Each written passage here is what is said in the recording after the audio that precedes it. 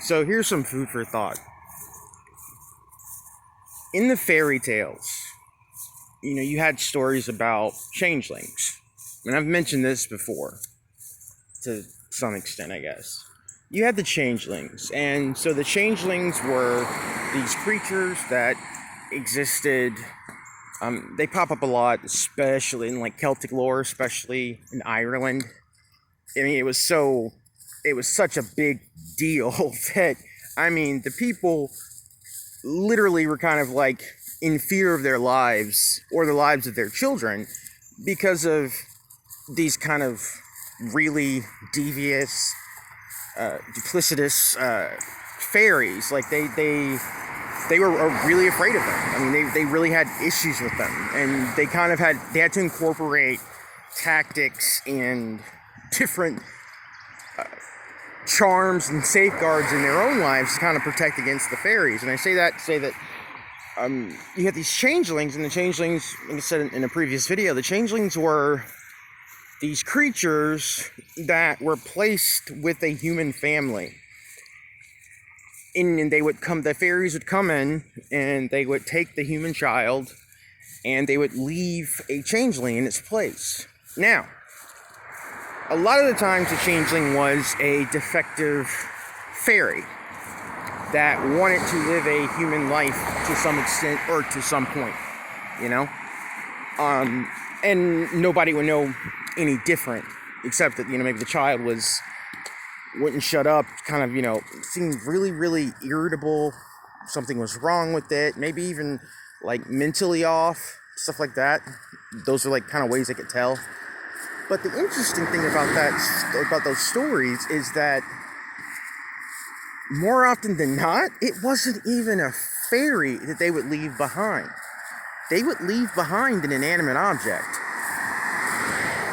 Now think about that for a second. They would leave behind an inanimate object with the human parents, but they would weave a cloaking aura around it, a glamour that convinced these human parents that they were taking care of a child. And this wasn't a short-term thing either, people. This was like long-term. I would assume that some parents didn't even know that they were harboring a changeling, that they were taking care of something that wasn't even human to begin with. An inanimate object.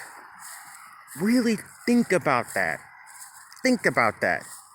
Because I believe this is all real. I believe that you're just getting different shades of a complicated story, the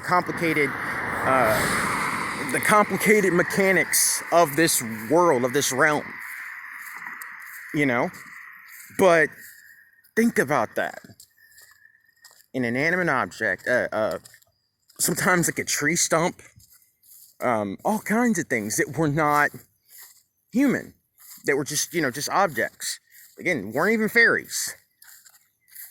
So you're talking about beings that had such a command over perception and reality that they could do something like that. And that was hundreds of years ago. Hundreds of years ago. So think about it like this.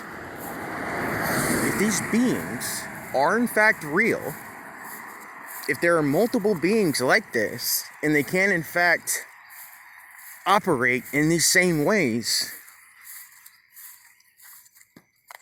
what the hell is going on now? Seriously, what the hell is going on now? And see, everybody's so quick to poo-poo on our ancestors, on those that came before us. They had more of an idea than we do.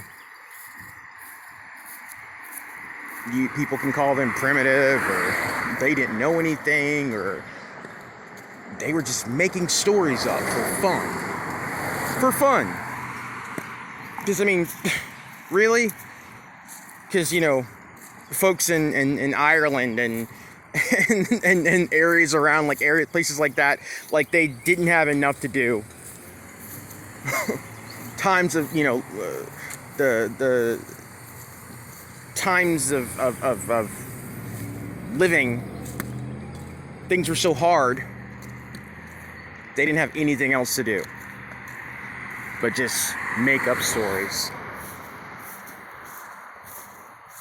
No, there's more to it than that. More going on. They were trying to tell us something. They were trying to warn us. And how do you warn someone? How do you really get in there and pass information on? You do it when they're kids. You tell them stories. Anyway, just really think about that. Because these beings are still walking around to this day. We call them different things, but they're still the same beings. Nothing's changed. Nothing new under the sun. Have a good one, folks.